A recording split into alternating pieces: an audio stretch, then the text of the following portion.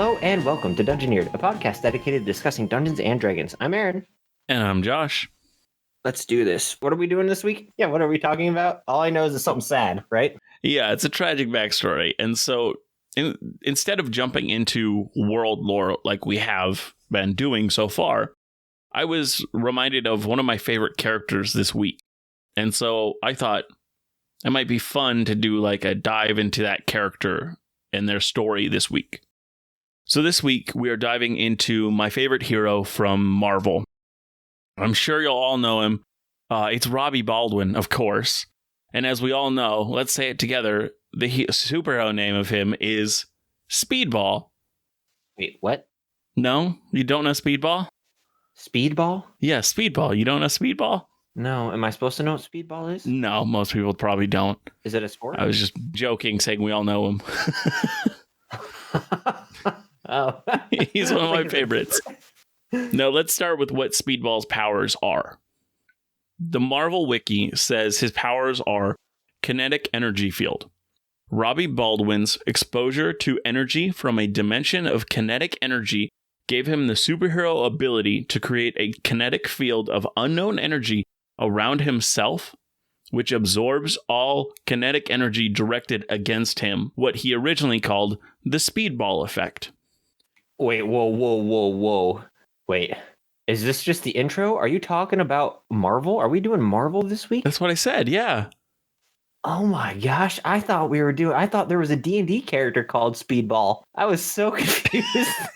Well, I in your text, it sounded like you thought I was going to talk about a Forgotten Realms character. And so I was like, he's going to have a fun awakening when it turns out to be a Marvel hero. If you threw me a pitch in baseball, it would not be a fastball or a speedball. It would be the biggest curveball of all time because I was so confused. That was a real weird way to say that. It is, but that's how I said it. His kinetic energy ability, this absorption, could vary from resisting the effects of physical objects such as bricks and rocks to resisting the energy of fire and even explosions. How the heck do we get a sad backstory from Mr. Speedball over here? I mean, you can't. Oh, it's so like good. that. It's my favorite like Marvel story. You know, I'm not going to lie. You know how you told me not to look at the spoilers? I looked at the first picture and I was like, him. What does this have to do with D&D? Okay, that would be very confusing. You see a superhero, he has like a blue and black kind of spandex costume, and so it would seem very weird in the context of D&D how that would fit. So, you know who he looks like a little bit? He looks like young mermaid man from SpongeBob. I've watched so little of SpongeBob, I can't help you there. You've never watched SpongeBob? I've watched so little of it, I can't help you there. Well, he looks like young mermaid man for those listening. Okay, I hope a lot of people know what that is then. Not Barnacle Boy, though, but he does look a little bit like young mermaid man. He can, as I was saying, he can resist the effects of physical objects such as bricks and rocks to resisting that of energy and fire and even explosions. Within his kinetic field, it was nearly impossible for him to be hurt, and he instead bounced harmlessly from object to object with no loss or transference of momentum. In simpler terms, when he was in speedball mode, any impact against him caused him to bounce instead of being harmed. He could also harness this energy and direct it more forcefully, or alternately use it as a bubble or shield to protect others, catch others, and even stop moving objects like bullets in midair. Now, in a major event in his life, he actually burns out this power, but we'll discuss that later. Now, onto his history. Robbie was born in Springdale, Connecticut, to a very happy family that smothered him, trying to force him into their lines of work. The mom pushed him for art, and the dad pushed him for law. He became science. Like all good someday superheroes, he, of course, interned at a science lab. Speedball, the man who can stop any bullet from hitting him. And similarly, he snuck in when he shouldn't and was affected by an experiment gone wrong, connecting him to the kinetic energy dimension. He had a... Wait, what? There's gonna be so many terms in here that are just like, we're just gonna have to skip over it. It's like the negative energy plane. I didn't explain it. I just said she used it. Let's skip over it. Oh, yeah. I mean, but we all know about the negative energy plane. So he had a career that one's a no-brainer. Yeah. He had a career as a solo hero in his hometown region of Connecticut. He has some harrowing moments saving people and discovering a big conspiracy while he's still a young hero. Stopping crop circles? What? Never mind. Oh, man. And he actually nearly dies many times, only saved by fellow heroes or once even a villain turned good before she died. He tries out for the Avengers, but Captain America thinks his fighting style is too unrefined and he is turned away.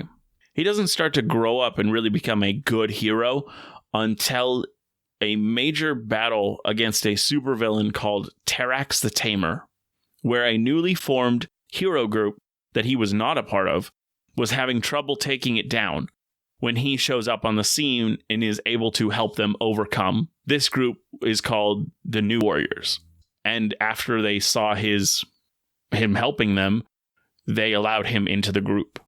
A character called Thinker was hired by a group called Gentech to research this new group, and he tells them a bunch of stuff, but respectfully, he keeps their secret identities secret. Gentech creates a 4-person team to combat the New Warriors. And when the Warriors find out about all this and Gentech and the Thinker, they attack. But Speedball is late, and they are nearly defeated, but he shows up in the nick of time, and they are able to defeat this group. A whole lot of stuff happens with other heroes, time travel, and, comic book goodness. The New Warriors break up and reband a few times, but the important reunion happened when one of the heroes, Night Thrasher, was having some financial trouble. So he not only regrouped the Warriors, he also made a deal with a TV network to film the team's trip to market it as a reality TV show. Oh my gosh. None of the other members really liked this idea, but they went along with it for their allies' sake. Even when he randomly adds 2 new members, and one of them was specifically added by the executives to add tension to the reality show. And these people are real, not like our fake reality show. These people are actually saving people's lives on this show. So adding that tension is kind of ridiculous and puts so many people's lives at risk, but whatever. What the heck? And this is a real This is a real Marvel storyline, and it's amazing. And it's actually really important, and you'll know how it's important in this next part that I talk about. Squirrel Girl's starting to be really weird to me. I mean, Squirrel Girl's amazing, but we'll talk about her. I might even mention her a little bit, but she's not really involved in this story that I'm going to talk about. Now, this is probably the story you will know. But sadly, the stupid movies, that were great movies and I enjoyed them very much, didn't talk about the New Warriors at all. The New Warriors caused the Civil War. So in the Marvel's Civil War movies, this is what caused this. Because of this TV show that they had, people were seeing the real destruction that happens when young heroes aren't trained well. But it was a very successful show, and while filming the second season, their now super successful reality show, the group got into a battle with a group of supervillains and were struggling, but were eventually able to pretty much defeat them. But one of the supervillains, Nitro. Now, Nitro's power is self-explosion. He can literally turn himself into a bomb at will. And once he explodes, he turns into a gaseous form until he reconstitutes himself. Wait, but if you blow up, don't you die? He turns into a gaseous form until he reconstitutes himself. So it's like a lich. You die, but instead of just a lich dying, they explode, and then there's a little gaseous form that eventually reforms. So you got one shot. Yeah. Like your superpower is I can go and blow up, but I have to if I don't get it right the first time, I'm done for a little while. It sounds so normally lame. He can only blast himself with the force of about 250 pounds of TNT. But in this fight, He took mutant growth hormones and was able to level the whole city of Stamford, Connecticut. This killed 612 civilians, including 60 children, leaving only Robbie, Speedball, alive because his power protected him. And he was the one literally face to face with Nitro at the time. This destruction caused the introduction of the Superhero Registration Act, which led to the Civil War. When they found Speedball alive, he was depowered and was incarcerated in federal prison when they found he had no power. But when they found out he did have power, because he found that it didn't die completely, it more like it changed, he was moved to a then superpower safe jail. The founder of the superpower jail, Reed Richards, or Mr. Fantastic, the head of the Fantastic Four, gave Robbie the chance to testify and tell the world what happened, which he reluctantly said he would do. As he was on the steps of the state building, he was shot by an assailant and had to be taken to a hospital. Oof, why didn't he stop it with kinetic power that's weakened? It became more attack power instead of a defense power. Recovering from that, he thwarted an attempt to escape the jail and said he would go along with the Registration Act and was released. But this is what So he got out of prison. Yeah, this is what he decided to do after kind of being messed up by the death and destruction that he was unable to stop. He decided he couldn't be Speedball anymore. Speedball was dead. He commissioned a new suit that he had made for him. The suit had 612 internal spikes inside of it, and 60 of those were long spikes, long enough to pierce the flesh. That was for all of the lives. Number of people dead and children. Yeah, 60 for just the long ones for the children, the others for the adults. And for all of the lives, and especially the children, lost because he failed, and he changed his superhero name to Penance. Wow, that is... Yes, that's that rough. is. Now that is the story of the Civil War and Penance and how he became to be. And you can actually look at all the images in our Discord. Some of them are pictures of Penance after he's become Penance. And then there's also a bunch of Squirrel Girl pictures, because Squirrel Girl is the most... That's not weird at all. Is the most powerful superhero, one of the most powerful in all of Marvel. Because she's a squirrel? She is a squirrel, and she can also control squirrels. Hey, my superpower. Yes, and she has destroyed squirrels. some of the most powerful creatures in all of Marvel, canon. She destroyed Thanos by herself. You know that one that they just had all those movies to try to take on? Yeah, she did it by herself. Yes, I don't know 100%. She also made friends with Galactus, this giant consumer of worlds. He's a giant titan that his whole thing is eating planets for sustenance. And he made friends with her main squirrel companion, Tippy Toe, and her. Oh my gosh, is she the joke of the Marvel universe? But she's pretty much. They pretty much made her as like a joke on their fans. But she's amazing and great, and we really need a Squirrel Girl movie.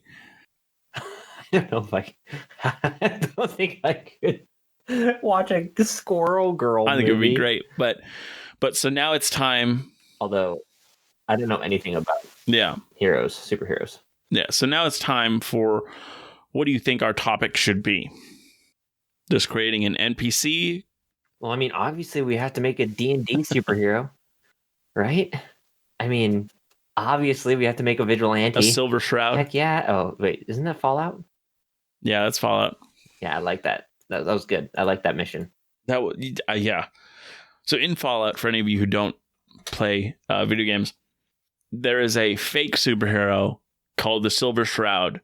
And in Fallout 4, one of the missions is for you to get a Silver Shroud costume and pretend to be him to stop criminals in a criminal city, and it's amazing. It's pretty great. So yeah, we have to make our own Silver Shroud. Okay. I mean, obviously we got to D&Dify it, so that means you can't stop you don't have a superpower. I mean, I guess if you wanted to be like a sorcerer or something, or like a wizard, I guess that would work. Do we want to make like, so do we want to make I like a think it should PC? more be vigilante instead of just a superhero, because in this world, so many people have quotation marks superpower. No, absolutely. Yeah. We'll stick to the vigilante. I think that's going to be a little bit better because so many people can use magic and do crazy stuff and change time and open portals to the sun and do all sorts of cool stuff. Are we going to do we want to do like the Silver Shroud and do a fake vigilante, or do we want to do like an actual vigilante? I say actual. All right. So what do we want? How do we want to do this? Do we want to make like an NPC? Do we want to make like a PC? What do we want to do? I think we could just make it either. Just make up a backstory of someone of why they would be a vigilante, how they are a vigilante. Do we want to do this and that kind of how we were talking a little bit earlier? Do we want to do this in like one person is kind of like the DM, one person is like the character? What do we want to do, or just both want to brainstorm some ideas? I'm not 100% sure what you exactly meant by that, but I'm willing to give it a go. Well, what I was thinking is like one of us would take our world or whatever and have the other make a character in that world based off of whatever subject we're talking about. So for this one to be like vigilante, like a superhero, and then one of us would kind of guide the steps on kind of guiding through making a character. Yeah, I think that would be helpful for homebrewing, learning how to work with a player to create a PC that fits in the world. Yeah, totally. So, who do you want me to? So I already got some ideas. You already have some ideas? If we want to, yeah. Of making the character? Yeah. All right, yeah, let's do it. So what is your, what, so just for So he would at least be 3 levels of rogue, because, and then it would be the subclass of thief, because they get a lot of fun abilities when it comes to climbing and moving around and kind of being sneaky. So being a vigilante and kind of, I always think of more vigilantes like Batman. Yeah, totally. And so I like that kind of stealthy, behind the scenes, takes them all out, and then has them tied up in a perfect little thing for when the authorities do get there. No, totally. And so I forget what level second story work when you get it. Okay, it's literally when you take the subclass. So at 3rd level, you gain the ability to climb faster than normal. Climbing no longer requires extra movement.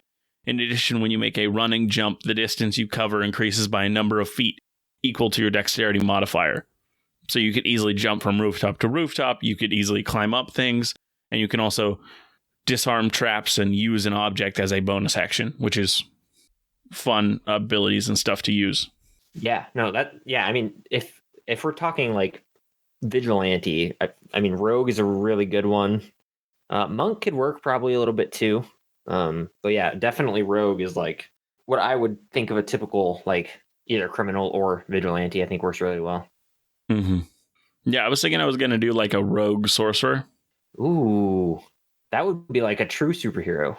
Yeah, that was the goal to kind of have. So they do have like full-on magic that they can use, but they use it to assist their already good other abilities, such as climbing, moving around, doing things like that. Yeah. Okay, so then getting into the character creation process, which I know we kind of mentioned a little bit in other episodes, but how I normally do character creation, which let me know if you do this a little bit differently, but what I normally do is I usually send out like a sheet of like some basic information on the world and kind of how the world runs. And then I give them like this like questionnaire, I guess, to fill out as to like what different stuff of their backstory, kind of how it works. But since we're going to be kind of doing that on the podcast, I'll just kind of give you probably a couple places that you'd probably want to start out as a character. As a vigilante, there are 2 places in my world that are really good for that kind of stuff, but you can really be anywhere with a vigilante. So for people listening, when you're like walking through people and how to make a character, you really want to kind of keep it open. You don't want to necessarily restrict somebody to a certain place, a certain area, unless like it's absolutely necessary for the lore in your world. Because if I were to go to Josh right now, he'd be like, well, Josh, you want to make this cool vigilante, but who's a rogue and possibly a little bit of sorcerer, but you know what sucks? There aren't any vigilantes in my world. You can't do that. Like, it would be really restricting. So do you kind of want to avoid that?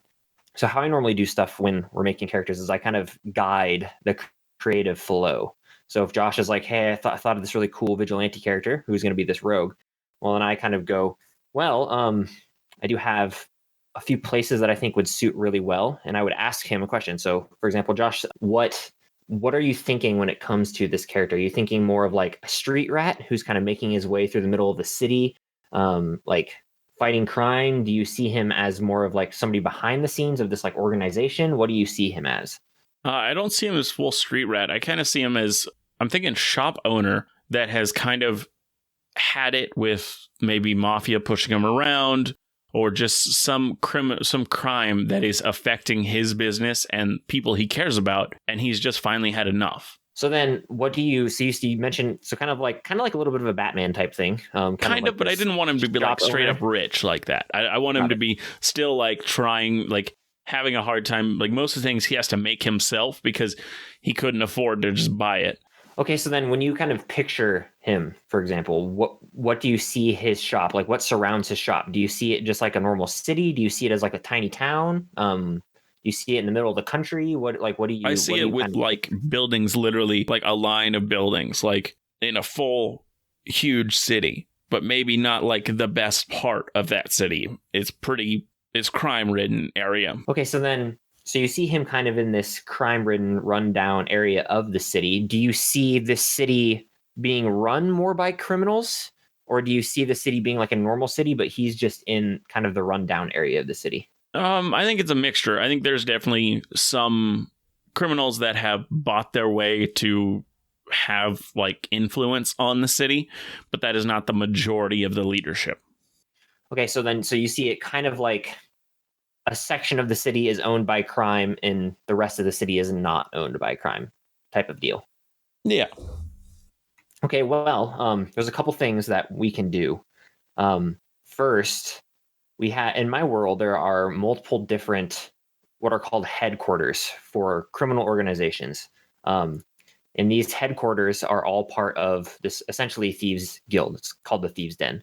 So these headquarters are like main areas for crime, and these headquarters are all located in various different cities, so we can easily put you in one of these like little headquarters because they kind of rule a section of the city, so you can kind of be in this like section where a crime, like a criminal's, like a thieves den has kind of taken over a section of the city. Does that sound good? Yeah, that works.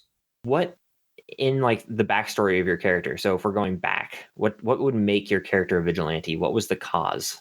Because normally when people are vigilante, kind of as I was saying, I think it was a lot of seeing his friends and even his own shop struggling only because of something that these criminal organizations are doing. Maybe they're robbing his shipments, maybe they're forcing him to pay these heavy taxes that he just can't keep up with, and he's seeing like shops that he's seen that have been there since he was a kid, because he's lived in this city his whole life, especially in this part of town. And there's kind of like staples of the community that are going out of business because they just can't keep up, and he's just had enough. So was his like early life, his childhood, kind of like normal? What are like? Yeah, I would say it's middle to lower class. So he doesn't have a whole lot of money, but they had enough to be happy and satisfied. That they never wanted for much, but they didn't buy much luxuries. In creating this character, so if he has to deal with the dens, which again are like these overarching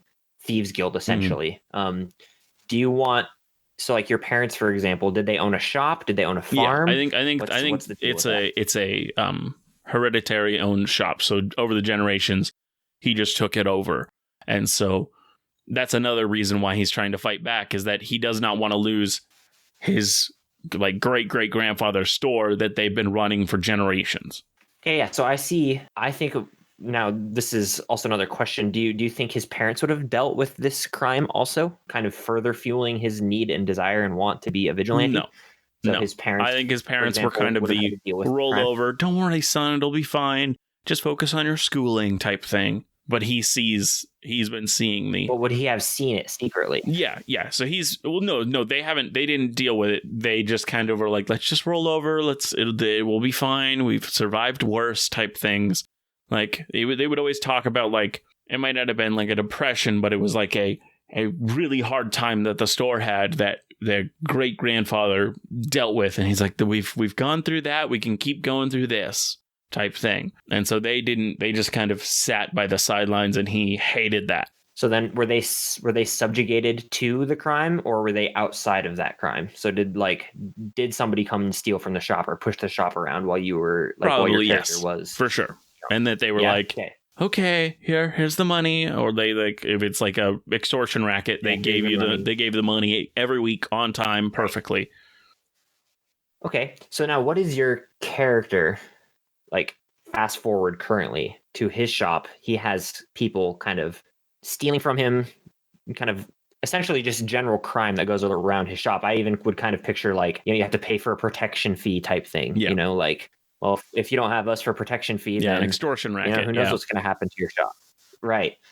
So what does he do then to try and stop this crime? Well, so I think he's a blacksmith, and so a lot of the extortion that they do is make weapons and make stuff for us. And so kind of as a act of defiance, he made shoddier and shoddier work for them, keeping his good stuff for him to sell in the store. And like maybe the thing that finally pushed him over the edge is when they came back and beat him up for it. And so he has taken his strength, and he is like it's going to be weird. He's going to be a strength rogue, which is not common. Punch! And so it might just be start with like beating up a few thugs that he sees in the street. Like maybe they're harassing a old woman that's lived in this part of the city for a long time, and he knows her, and he runs to her rescue. And then he kind of realizes like this is getting worse and worse, and he kind of stakes out the places he's had to drop shipments off and sees that they're planning something bigger. All the weapons he's given them, they put it in this one warehouse, and they're planning something at this warehouse. Okay, so then so the main goal of D&D, and also for people listening, it's really important to get a character out of his current life into adventuring, because one of the main problems you can have with a player making characters is they make this backstory, and then it's like, well, my character probably wouldn't be doing any adventuring. He's happy in his store. His shop, Yeah, the store gets burned down. He's just happy doing his thing, right? So, and there's a couple. That's what happens for my guy, for sure. The store gets burned down. Okay, yeah. So my next question was going to be, what is the catalyst that gets him to move, gets him to leave, gets him to go to the location? So you said that there's these other dens or headquarters in other places as well. So he's going to weaken this one as much as he knows here. They burn down his shop, and he's like, I'm going to take the fight to them. So that's his goal. Yeah. Since your character is a vigilante, I'll kind of explain a little bit about the dens, because he'd probably know a little bit about the dens. So the dens are this kind of overarching criminal organization, and they reside, their main location is called Criminals Run. And Criminals Run is essentially an entire nation, like a safe haven in the middle of this huge swamp that is home to the lowest of the low, the criminals, the urchins, the rats. It is the place for anyone who is a criminal to go and seek refuge and to like operate out of. Mm-hmm. So they have this thing called the Criminals Creed, which is essentially you don't steal from other criminals. Like it's really long, so I won't get into it. But so they kind of reside in this almost entire nation essentially, and they're famous for they've been in several wars where they've kind of all banded together as this ragtag group of criminals and essentially kicked whoever's trying to evade their swamp out of it. Mm-hmm. Now, see, so when you give stuff like this to the player, like this whole long thing, they're gonna pick things up and find things that they really like, and they're gonna add it to their story because they're like, "Ooh, I could really play off that." I like the idea that one of the major things of their creed is don't steal from other thieves. He has definitely used that, and will try to use that in the actual campaign to mess with the organization. So he has taken an item from one person using his rogue skills and put it in the pocket of another member of that group, so that when he finds it on his ally, and there's gonna be tension from that. Like, you don't steal from other people in the headquarters. Right. Absolutely. So, the dens are broken up into 4 headquarters. And so your character would probably also know this, being a vigilante. They're broken down into the Thieves' Den, which is essentially break-in robberies, that kind of thing. It's broken into the smuggler's den, so like drugs, alcohol, smuggling, so like illegal goods in and out of different countries. Then the swindler's den, which is like a bard going into a tavern and like swindling people, snake oil salesman essentially, like selling people goods that aren't what he says they are. That kind of stuff. He swindles people out of money. And then they're broken into the assassin's den, which you can probably understand what the assassin's den is. It is, you pay me money, I kill this guy. It's Hitman essentially. So they're broken down into those 4 dens, and each of those dens are equal power into the dens, which is just the overarching title of them. So that's the main criminal organization, and they have a presence in every single nation. Not every headquarter is in every nation, but they have at least some presence in every nation, and they're a pretty famous organization. So I would picture your character would probably grow up in, you were saying like a city that had a section that was kind of controlled. So for the sake of ease, you'd probably grow up in like Haran, which is the capital city of Istol, which is where my campaign currently takes place in. But that's like a nice city, but also has an entire area dedicated to crime and the underbelly of the city, so to speak.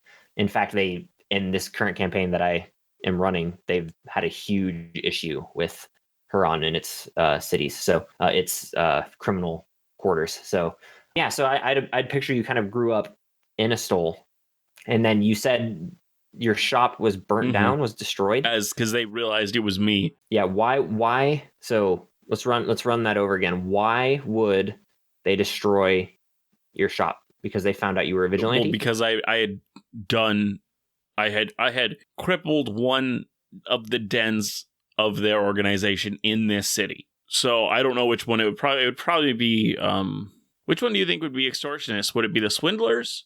Yeah. So what do you want? So when you see this crime taking place in your shop, is it somebody broke in and stole weapons and armor from you? Is it somebody comes to beat you up because you're not paying your fee? No. Or is it somebody who sells you bad metal? They definitely. Oh wait, which one are you talking about? The burning down or the beating me up? Before when your character observes crime before like your shop was burnt down, what were they doing? Were they like telling you to pay a protection fee? They definitely did that. They did that a lot. Yeah, stealing? I think that was from before when my parents were running the store. And now I see them literally business going out of business that have been run for hundreds, if not a lot more than that, for generations and generations, just like our shop has, going out of business because this extortion is just so high and so unreasonable. And I've also seen them beating up on civilians that are not paying and other things like that. Yeah, so that'd be the swindler's den. The swindler's den kind of operates under the two main like groups. You have the snake oil salesman, who just sells fake stuff, and then you have like selling you iron ore instead of you ordered silver, but they're like, this is silver ore, and you buy iron. Or you have the group of essentially thugs who go around and extort you for your money. So like, oh man, well, your shop's going to get, burned down if you don't pay us our money and our taxes that we deserve, So I'd assume it'd be the swindler's den that you're dealing with. Yeah. And so over time, I'm eventually able to do enough damage to kind of cripple it. And some of the other dens counter strike on me. Okay. So in Huron, there are multiple different headquarters. So you have the thieves' headquarters, you have the swindlers' headquarters, and you have the smugglers' headquarters. So 3 of the 4 are present in Huron. So your character, what you're kind of seeing is he kind of set up the headquarters to essentially go against each other. Yeah, I thought that would be fun to try to do, like stealing from one from the other. But it's kind of hard to do when some aren't thieves, when they're not all thieves. Some are assassins or whatnot.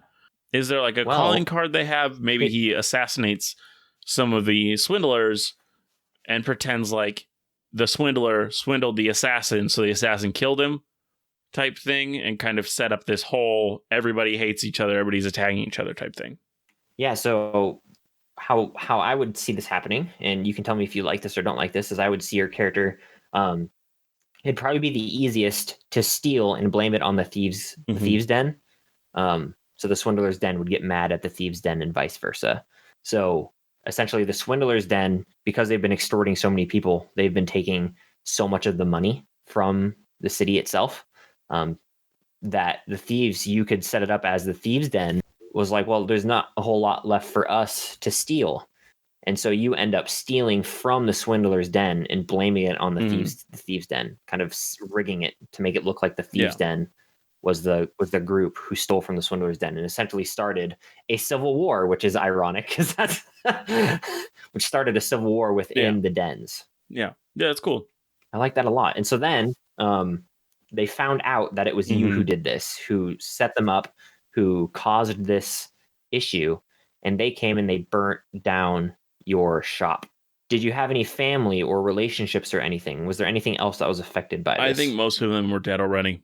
I think parents eventually died from stress at an early age, and I didn't have any other brothers or sisters, and I didn't get married. Okay, so it forced you to essentially leave. Yeah, Haran. I think that I was a wanted man there by those headquarters, and so I had to leave. Okay, so this is something, again, for listeners that I like to do just to get the campaign rolling and moving, because one of the famous issues in starting a campaign is getting all the characters in the same location doing the same thing.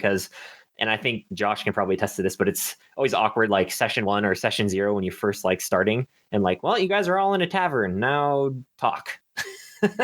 Right? Like you sit there and you're like, okay, well, this is super awkward. Yeah, I always like have it like I at this point I've kind of run out session zeros, so I don't like them because I like things to just start, and so I work with the players like what Aaron's doing right now, creating our character, making it a part of the world, and then now he's going into getting it to the right place. And sometimes I even do like a session 0, but my session 0 is more like playing, getting the character from the back of their backstory to the next point, to the beginning of the campaign. Yeah, how I normally run session 0s is I usually do like, you show up, you choose spells, you roll hit die, you roll for your stats. That's kind of my session 0. I usually like to get the character stuff mostly out of the way.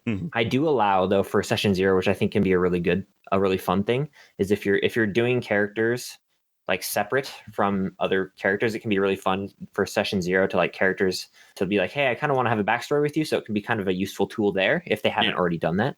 So it can be kind of a useful thing there. But other than that, my session 0 is usually like you roll stats, you pick spells, you do hit die, you talk and have fun, you eat pizza, and you just kind of chill. And then we start the session, usually how like start the campaign. It's usually how my session 0s work. So with your shop burnt down, the question that I would have for you is, how does your character get to the location that my campaign is starting in? And so, since I'm not going to create a whole campaign just for this little part of the podcast, I'm just going to use the one that I did for my campaign. And essentially how I need it is, in Astol, Haran is the capital city. I need you to get to the northern point of Astol in a little town called Astol. How and why did you go there? What's the city good for? What's the city like? What do they do there? So Estelle is like a tiny little farming community that is along the northern road, which kind of makes its way along the mountains that run down the center of the mountains, run down the center of Estelle, and the northern road kind of makes their way up the mountain, like up around the mountains. And Estelle is the very northernmost town. And they're just known for farming, little farming communities. Is there a city nearby? They're the biggest. I mean, like, doesn't have to be super the near. closest city is Ravensridge. Okay, but Ravensridge is pretty far south. Yeah, I mean that's probably best. I was just thinking, what's the nearest city? Is there headquarters of the group we're talking about there? Of the dens? Yeah. There is a thieves' den in Ravensridge, and that is it. Then I think the way that I'm in Estelle, I attacked that thieves' den a little too openly, and so I ran to my cousin who lives in Estelle, and so they're in this really far away northern city that I can hide out for a little bit. To hide. Yeah. Cool. So yeah, you have made your way up to Estelle to hide from the thieves' den now, who has found out that you framed them in Haran and then also attacked their location in Ravensridge. Yes, and so they know I'm somewhere around Ravensridge because I attacked there. Cool. Yeah. So then we have you. We're going to have you at the start of the campaign just arriving into Estelle to go see your cousin, essentially, or close family member, whoever. So you've made your way up along there through Cherrybrook. This is also important for listeners as well, is because Josh has kind of traveled this route before. It might be important for me to give him a little bit of information, so that when the campaign starts and they are, fleeing Estelle, or they're, leaving from Estelle, or taking a caravan, however you want to start the campaign, so that he kind of has an idea of where he's going. So essentially, Josh, you hit Ravens Ridge, is the very first city that you hit along the Northern Road. Mm-hmm. And it goes north to Cherrybrook, which is a tiny little town in the middle. That's kind of, think of it as like Skyrim, the first town that you go to in Skyrim. It's along this little river, but the river, which is Cherrybrook, kind of splits, and in the center is this tiny little island, and they have made like a little, essentially, village in this little island with two bridges that connect it, and that is called Cherrybrook Crossing as well. So you can cross there into Cherrybrook and over the river if you need. So make your way to Cherrybrook, and then you make your way all the way to Estelle after like 4 days. So Estelle is way far north of Cherrybrook. So that's how you would know. And then you would know that to get there after Cherrybrook, the Northern Road turns into Cherrybrook Road, and you just follow Cherrybrook all the way up to Estelle. Okay. So I think that's good for my character. I think we can begin on yours. Do we want to do a character for me? The thing is, the amount of time I took, there's about the same amount of time for you to take. All right. Yeah, let's do it. So I'm down. What type of character do you want to make? And we're sticking with this vigilante, if you want to, type character. Yeah, I think we should. I think that'd be fun. Okay, so let me ask you this before we begin. Do you have like a crime-ridden city? Like, is there a city that is just full of crime? And there are a few places. Is there anything like that in your city? There are places in the south, in the desert, that are full of refugees. And so, even though they're fairly welcoming and good cities, there are some people that arrive there that are arriving there because they were thieves elsewhere. And so they have become sort of more crime-ridden as these thieves who that's the only way they know how to live have come there. But there's also a nation all the way to the opposite side of the continent, to the north, called Outwick, that is a very industrialized city, very not like steampunk, but just there's a lot of industry and things going on there, and it's a major city with cloud giants that is also crime-ridden, but more mafia crime than it is thief crime. Okay, so what I was thinking for my character is more of a villain's villain. Does that make sense? I've heard the term, but I'm not sure exactly what you are meaning by it. So essentially, I see my character not as a vigilante doing, creating justice for, something, but more of a fellow criminal getting rid of competition. Okay. Yeah, that works. But I don't... It'd be hard to make that I a also player, don't see him as like... So I don't see him as like this evil person. I see him more of doing this out of more of a necessity. Okay, so how does he feel about the murder or hurt of these people that it is necessary to get rid of? So I think how I'm thinking of it is this is probably going to have to be because I don't want my character to be evil. And again, this is important for listeners also. Playing an evil character can be really difficult in campaigns, and I'd recommend as a DM to try and sway players away from it, because you don't necessarily want a murder hobo or somebody who's just going to be stealing from the party all the time. That kind of stuff, it can be really bad for the party. Yeah, I mean, there's differences when it comes to what you think of different alignments. Like for evil, for me, it just more means selfish than it does evil. So by evil in the now I'm forgetting alignment, it is more, in the end, I'm going to do what's good for me rather than what is good. No, totally. Yeah, and so I think you can play an evil character that's more just selfish. I'm going to do what's good for me in this situation instead of what's good for the world. And that could be fine. That's not going to be murder hobo-y. Yeah. But yes, there is a high chance of... it's just in general... murder hobo with evil. Yeah, it's just, in general, you kind of want to avoid... players stealing from each other in most circumstances, because it's never fun to like, I stole your magic sword, I want it forever. It's different in some cases when it's like joking or, but you have to be kind of careful with that. For players like, I play a thief and I'm just going to be stealing from the party. You kind of want to be like, well, let's put the brakes on that a little bit. because that can be a lot of that can not be one of fun my for a lot of first people. campaigns that's kind of how it fell apart. Is one of the players was playing this like barbarian that had he didn't even talk to us about it, which was I think the worst part. He just believed all evil had to be destroyed and whatnot, and there's it's not a evil intent, but then just deciding it on your own and taking something from another player's bag to destroy it is aggravating. Yeah, and I'm sure both of us have And been most of us in would have that. gone with it if you just told us. Yeah, and I'm sure both of us have been in that scenario where it's like, okay, well, I didn't want that to, like, I don't want this to be taken. I don't want you to be, doing this, and so it can just be a kind of a headache for everybody involved. So, however, when I looking at this character, how I see this character, I like the idea of this refugee city where all these refugees go. Can you tell me a little bit more about the refugee city? Well, so there's a bunch of them. Most of the cities in the south, because it is a desert, and so it's kind of hard for agriculture to go there. So they have found other ways to kind of make do. But the cities that are not super successful have just mostly been made by refugees coming in. Okay, so I see myself as like young, a kid, for example, who has traveled with his parents up to one of these refugee cities, and out of necessity, so lack of food, lack of money, we turn to crime. Yeah, does that make sense? What do you want this city to be kind of forced around? There's kind of based around. Do you want it to be more like a religious city, more of a kind of arena fighting and transport city? There's a city down there that's like a huge trading hub that just like everybody goes through. There's a huge market there, which would be really good for pickpocketing through. So I see this a few ways that it could go, but I was thinking along the lines of a trade hub, which seems like there's a place pretty spot on for it.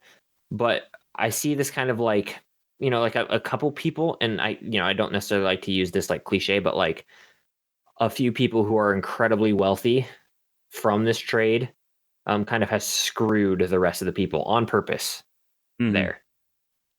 Is there anything like that? If not, that's cool. Well, it wouldn't be too hard to make the city that way. The development that has happened in that city, from what the players haven't heard, they haven't actually done much research into that type of stuff. So I could easily make it that's the case.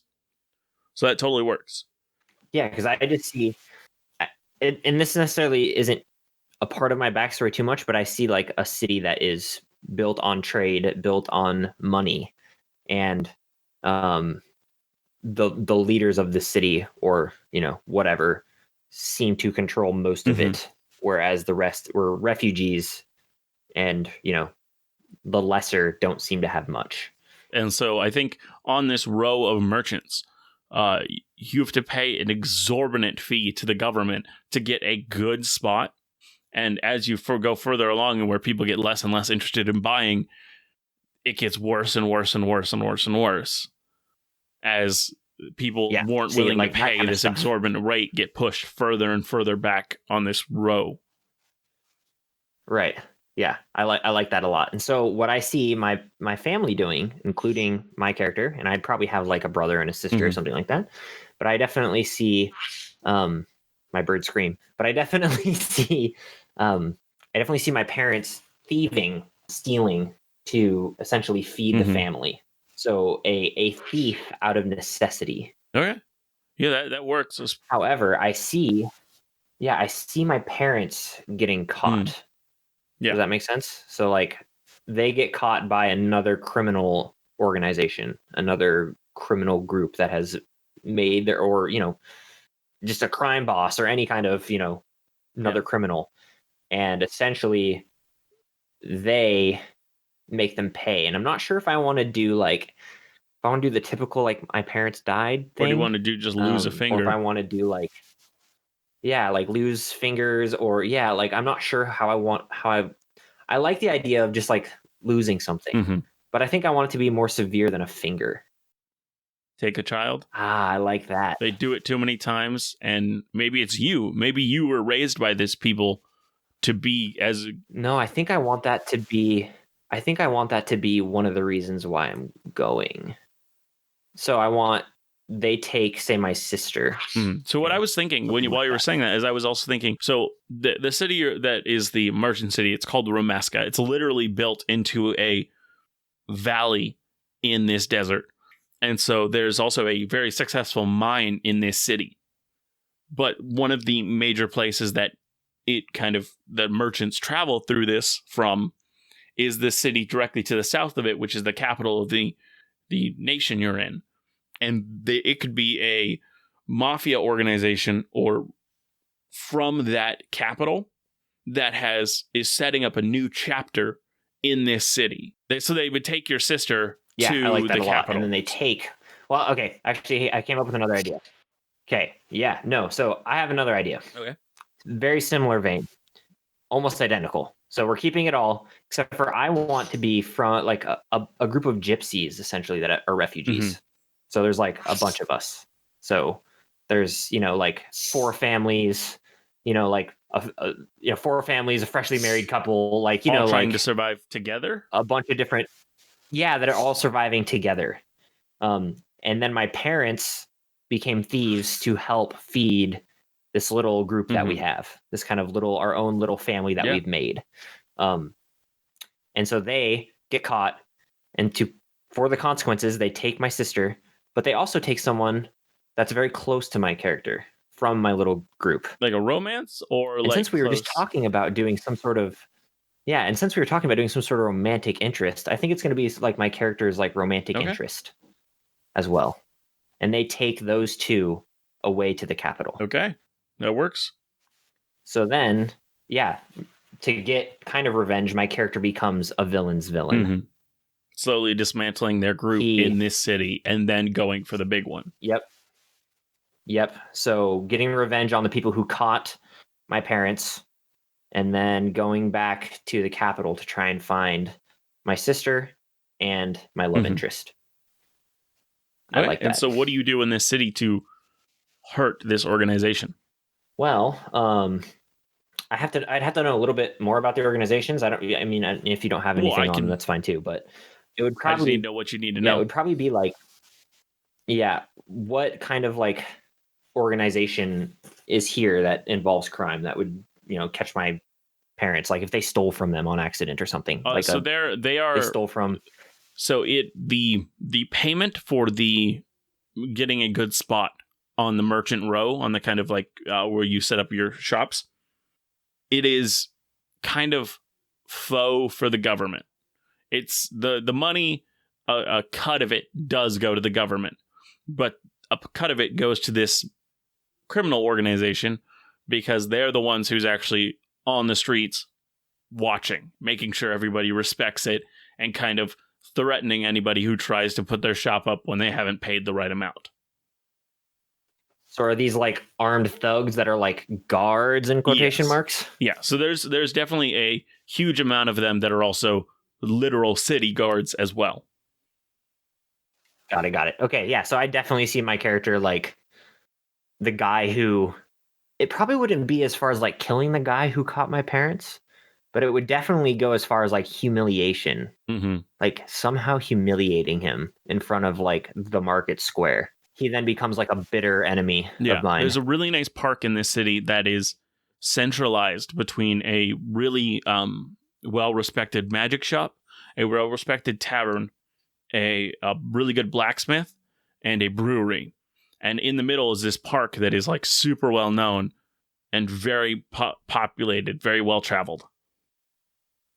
Yeah, so I think now I haven't come up with a class just yet. So I think how I see this happening is my character somehow, is there just always like a bunch of people here, I'm assuming? Yeah, I mean, at night it probably thins out, so you could probably do misdeeds and then have them all see it in the morning.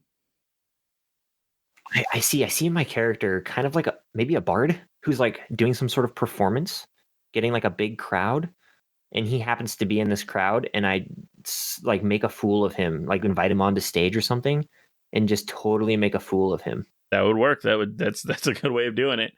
And then because I'm, young and dumb, also he like sees my face because, I'm not really hiding anything. And he also gets this vendetta for me because I've essentially humiliated him in front of, and I can't decide if I want it, this could be for later because I don't know how much time we have, but I can't decide if I want it to be like, pulled his pants down in public, with magic or something, like, made him trip over his own drawers and moon the whole crowd as he fell off the stage, like, or like if I like broke into his house and found out about some sort of affair or like a I was swinging gonna say, bird. wow, that was really loud. That was a loud one. Yeah, like if I found out about some sort of affair and I like released it to the public during one of these big performances.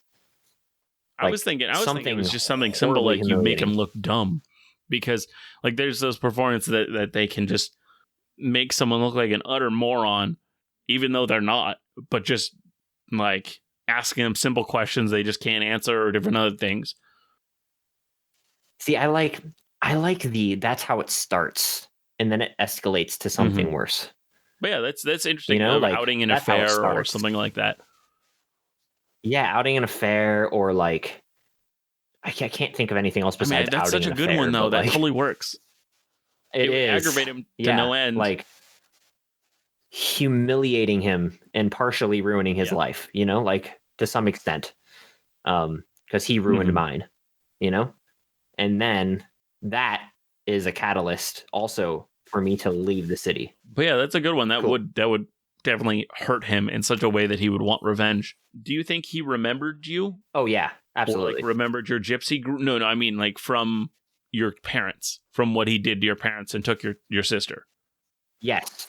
I think he'd remember me, the gypsy group, and then what I would say is that's DM's discretion after I've left. So I tell as I leave, I'm telling the parents that like, hey, I'm going to find them and bring them back. Okay. So kind of because my parents would obviously be concerned about that kind of stuff. Love interest parents would be concerned about that kind of stuff. So it's like, I'm going. And if you would be so kind as a DM, it'd be fun if I could take somebody from my gypsy group with me as kind of like a servant, or like not a servant, but like like a retainer. And maybe that'd be a really fun idea, the party would be up for it. Now that Tasha's is out, we could even make them have a class, like one of those, I don't know what they call them, the classes where it's like hero, magic user, or I forget what the last one is.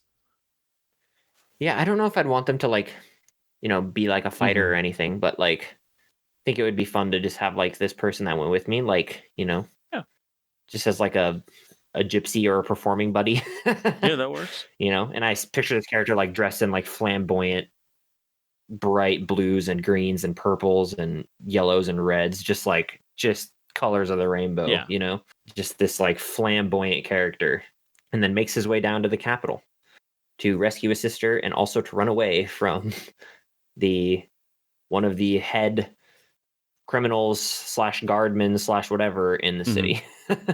Well, the first first session in that campaign was actually a mission gotten in Remeska. So it was a mission to go clear out like a recently uncovered, because there was an earthquake right by Remeska, right before the campaign starts. And it shifts the sand and kind of creates this crack. And all of a sudden, there's a few of these archaeological finds that are just uncovered. So they need people to start going in them and making sure they're clear and whatnot. Would it be possible if your character is being hunted so much that he thinks the best way to hide would be kind of nearby at a place that isn't really a location yet? Like, so you would be hired by this, I forget what the group's called right now. It's a guild that's their whole job is searching for knowledge and going through these things. Vietgar's guides. And so they need someone to explore this area, clear it out, and allow them to go in and do their research. And so could it be as a good escape that where they would never suspect that you would just take a job instead of running somewhere? Okay. Building on that, I think my character what would be like something he'd probably try to do is Yeah, the like bird's changing up his find a group. squeal types. Yeah, he is. She's evolving. She's super into. Yeah, she is. But I see my character maybe finding the party, like finding the group as like protection, not telling them like, "Hey, I'm with you guys. You guys are awesome." But then over time, my character slowly makes friendships with these Mm-hmm. people. Like at first, it's kind of like Hey, these people are strong. it's They'll more protect. of like a face to be friendly. Yeah. Yeah, they'll help me Yeah. stay alive. Just in case there's some And if I retaliation can, coming. build trust and build friendship with these people. Yeah, and then it can lead to a fun like role playing experience where eventually it comes to like, I'm not really your friend, but but I've kind of like grown to like you guys Mhm. type thing, like Where your only real friend is your I retainer think that that you've would be taken fun. with you. Yep. So Exactly. But I would still like role play and act yes. and like be friendly with everybody, but it's more of like a front to get this protection that I need. Now, question. With your retainer friend, were they performing with you the day that you humiliated that guy? So are they wanted as much as you are? Is that why they had to leave the city with you? No, I'm going to say no. I see it more of like I come home from that kind of performance, then I'm like, I'm going to find my sister, They're like, and you're not then going to do it alone. like, yeah, you're not doing this alone. I'm Yeah. coming with you type thing. Okay, that totally works. Like, yep, that's how I see it.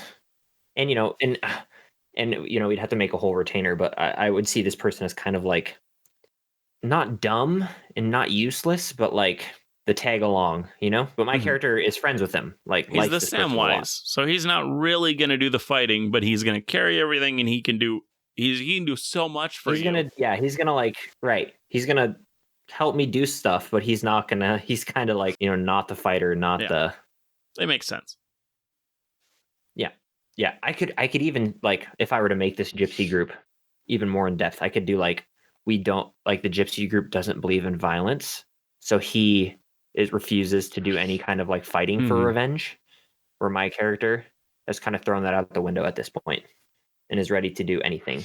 So is his whole goal to try to like, in the end, get you to spare this person?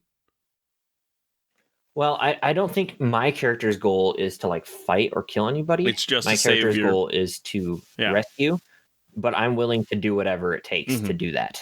Whereas the person that goes with me probably wouldn't be. That makes sense. And so that would also be why like our little group didn't retaliate, because they don't believe in like violence. They believe in like stealing and stuff, certainly, but this situation might be beyond just simple thievery, Yeah, makes sense. Well, I think we just did another one. Episode 11, Dungeoneered. Another one down. 2 characters made. Yeah, 2 characters. Really quick and bare bones, but I mean, but I think the working them into the world and having them feel like a part of the world, that was the part we did, and we don't need to help you make characters. I'm sure all of you have many ideas for characters you want to play. Yeah, totally. Yeah, just getting it incorporated in the world is, kind of a crucial step and a really hard step and even when I was like a first time DM, it was pretty difficult to like, how do I get everybody together and do everything? Yeah, and try not to say no too much. Because when you first start DMing, you have like this whole idea of your world, and the idea of like sometimes some of these ideas are just so off of what your main idea was, and you have to just like, you can find ways to incorporate it without making it too much. Like I'll kind of make this a content warning for next campaign for any of my players. One of the players who they already revealed themselves, Sean, he's playing a Warforged. And so I was like, I didn't have any plan for Warforged in this world, but I had a group that was sort of more technologically advanced than others. And I'm like, like maybe this could all work together. And so I found a way using what I had to kind of expand it, instead of changing what I had, expanding what I had to encompass this thing. Yeah. Yep. Yeah. And don't be afraid to, if you don't have something, just roll with what your player is looking for, just try and find ways you can add it and put, maybe tweak it and change it to fit it into your world somewhere, because it can be really fun. Your characters can come up with your players can come up with really cool the ideas. biggest thing that I'm doing right now, so I'm not going to play this next campaign for months and months and months, because we're wrapping up. We're on the final story arc now, but it's still going to be a while. But I've already had them vote on what campaign idea they wanted to play. They're all starting to create their characters. So they're creating their characters and I'm creating the world around the same time. So their characters. I'm hoping we're going to work together to have their characters be more integrated into the world. And so that's by doing it all at the same time and be able to try to say yes to as many ideas as they have, because it'll give me creative ideas that I can spin off, and they can get creative ideas from the creation of the world and other things. Yeah, no. And I would also, kind of along those lines, I would also recommend, just coming up with a few basic things about an area or a place, so that you can kind of help build your characters along. So when Josh was creating mine, I had the dens, or his character, I had the dens, just to kind of help push stuff along. So it really helps when you just have a few things that are kind of laid out for characters to dive into and invest into. Yeah. I have basics of the world, and I'm slowly creating more and more, and I'm going to send them a whole list of things that I have that's kind of a basic rundown of the world once I get it all done. But we got to call this come to an end, or the episode's going to be really long. Yep. Thank you for listening. Yep. See you next time. Bye. There we go.